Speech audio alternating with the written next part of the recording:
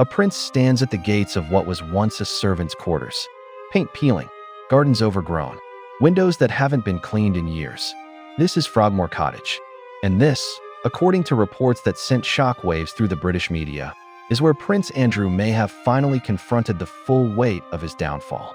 The moment he saw his potential new home for the first time, witnesses say his reaction was immediate. Visceral. A man who once lived in palaces, who flew in private jets, who walked the halls of power, reduced to silence by the sight of his future. But how did it come to this? How does a prince fall so far that a modest cottage becomes a symbol of his complete and utter humiliation? This is the story of Andrew's stark reaction, the moment reality shattered denial, and the question that now haunts the British monarchy: what happens when a prince has nowhere left to fall? To understand Andrew's horror, you must first understand what he's losing. Royal Lodge, Windsor. 30 rooms sprawling across 98 acres of pristine parkland. A Grade II listed building with a history dating back to the 17th century. This isn't just a house. This is a statement. Andrew moved here in 2004, signing a 75-year lease with the Crown Estate. He reportedly spent £7.5 million of his own money renovating it. The Queen Mother had lived here before him. It represented everything Andrew believed he deserved: grandeur, space, proximity to Windsor Castle and his mother. The lodge became his fortress, his refuge.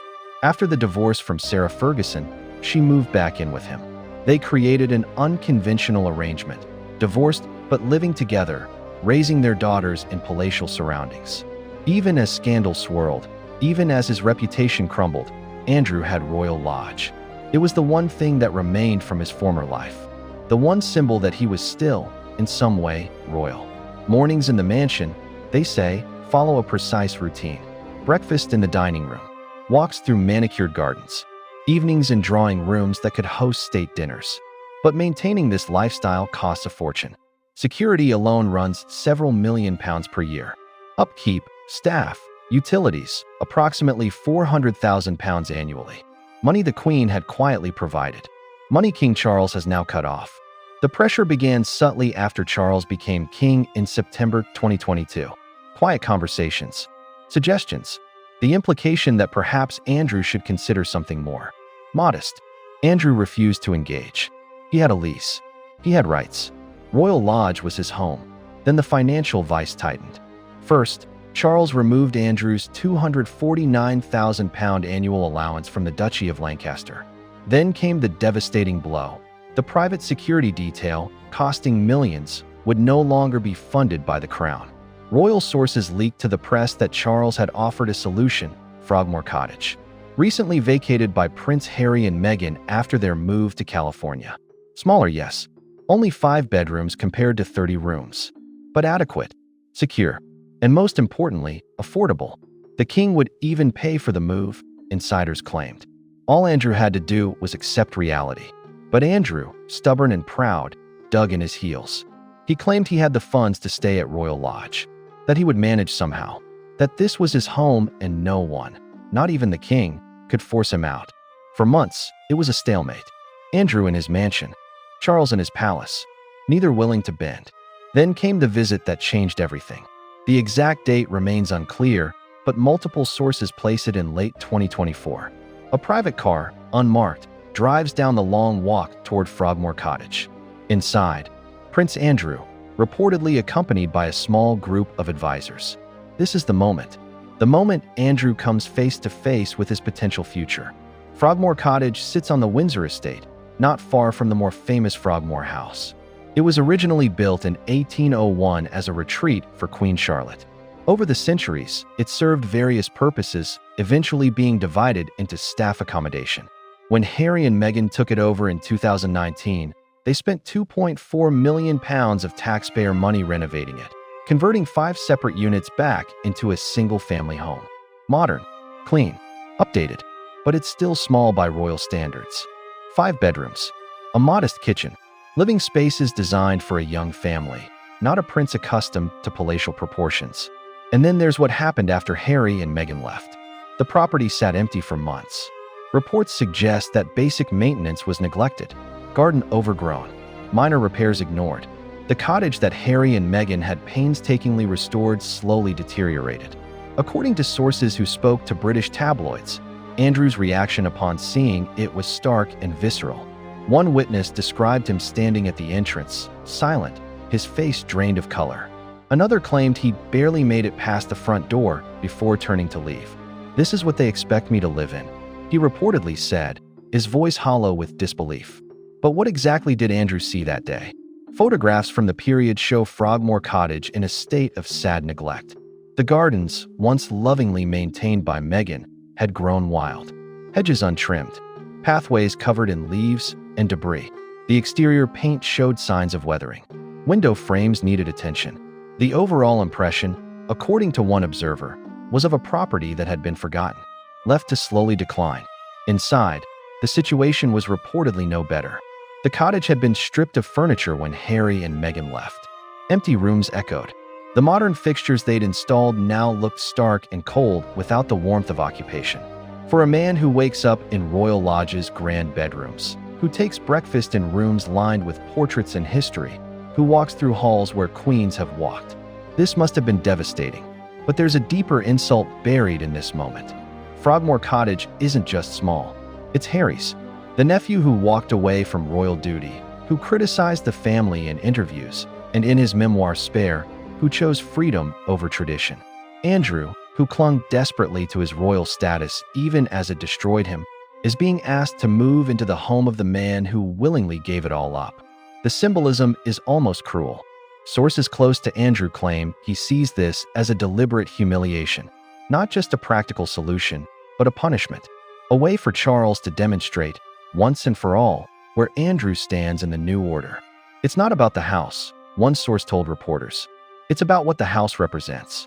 Andrew is being told he's worth less than nothing, that he deserves what others have discarded. After the viewing, Andrew returned to Royal Lodge in silence. According to those close to the situation, he spent days processing what he'd seen, the stark contrast between his current life and his potential future. But the pressure didn't relent. If anything, it intensified. Reports emerged in early 2025 that Charles had taken further steps, not just removing funding, but actively working to make Royal Lodge untenable. Palace insiders suggested the king had instructed the Crown Estate to enforce the lease terms more strictly. The lease requires Andrew to maintain the property to a specific standard: regular repairs, exterior painting every few years, garden maintenance. All of this costs money Andrew increasingly doesn't have. If he can't maintain the property, he's in breach of the lease. And if he's in breach, the Crown Estate can terminate the agreement. It's a slow-motion eviction, death by 1,000 financial cuts. Sarah Ferguson, Andrew's ex-wife and current housemate, has reportedly tried to help.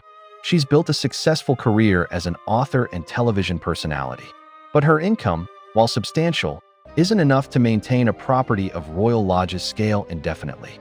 Friends of Andrew describe a man in crisis, angry at Charles for what he sees as unnecessary cruelty, bitter about his treatment compared to other royals who face scandals, increasingly isolated as former allies distance themselves, but most of all, terrified of losing the last remaining symbol of who he used to be, terrified of that ramshackle cottage and what it represents, terrified of becoming, in every visible way, irrelevant.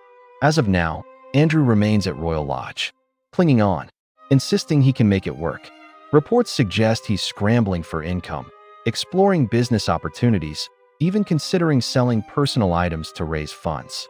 But everyone knows it's only a matter of time. The question isn't if Andrew will leave Royal Lodge. It's when, and where he'll go when he does. Frogmore Cottage remains the obvious answer. It's available. It's on the Windsor estate, allowing Andrew to maintain some connection to royal life. Charles has reportedly offered to cover the moving costs and even some ongoing maintenance. But accepting means something deeper than just changing addresses. It means admitting defeat, accepting that his fall from grace is complete and permanent, acknowledging that he is no longer a working royal, no longer a prince of consequence, no longer deserving of palatial living. It means looking in the mirror and seeing what the rest of the world already sees: a diminished figure, stripped of power, relevance, and dignity. Some royal observers believe Andrew will never willingly make that choice. that he'll fight until he's physically forced out, until bailiffs arrive, until he has absolutely no other option. Others think that stark reaction at Frogmore Cottage was the beginning of acceptance.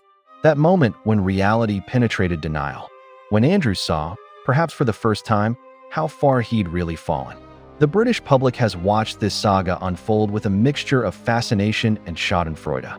Social media exploded when reports of Andrew's reaction to Frogmore Cottage first emerged. The comments were merciless. Most people would be thrilled with a 5-bedroom cottage on a royal estate, wrote one user. He should try living in a council flat, wrote another. Then he'd know what ramshackle really means. Opinion polls show virtually no sympathy for Andrew's situation. Over 85% of respondents believe he should accept whatever accommodation is offered and be grateful he's not been completely cast out. Royal commentators, even those traditionally sympathetic to the monarchy, struggle to defend him. The contrast between Andrew's complaints and the real housing crisis facing millions of Britons is simply too stark. This is a man who allegedly trafficked victims call a palace a ramshackle cottage, one columnist wrote. He has learned nothing. He understands nothing. And he deserves nothing. Even among royal watchers who criticize Charles's methods, there's an acknowledgement that Andrew's position is untenable. That the monarchy cannot afford to house him in luxury while he refuses to show remorse or accept responsibility. As winter settles over Windsor, two properties tell two very different stories. Royal Lodge stands grand but increasingly hollow, a mansion slowly becoming a prison. Andrew moves through its 30 rooms like a ghost, haunted by the past and terrified of the future. And down the long walk, Frogmore Cottage waits. Empty, silent. A modest home that has become a symbol of the most dramatic fall from grace in modern royal history. King Charles has made his position clear. There will be no rescue, no last-minute reprieve. Andrew must face the consequences of his choices, his associations, his catastrophic judgment. The standoff continues, but everyone knows how it must end. Eventually, probably soon, Andrew will pack up his life. We'll leave behind the grand drawing rooms and manicured gardens. We'll drive down that same road he traveled when he first saw his potential new home. And he will move into Frogmore Cottage. Not because he wants to, not because he's accepted his fate, but because he will have no other choice. That stark reaction witnesses described, the drained face, the hollow voice, the visceral horror, wasn't just about a building. It was about confronting truth, about seeing, in peeling paint and overgrown gardens, the physical manifestation of his complete and total downfall. From palace to cottage, from prince to pariah, from the queen's favorite son to a man nobody wants to remember. But here's what keeps royal observers watching. Andrew has never been one to accept defeat gracefully. His entire life has been defined by second chances, by finding ways to avoid consequences, by believing the rules don't apply to him.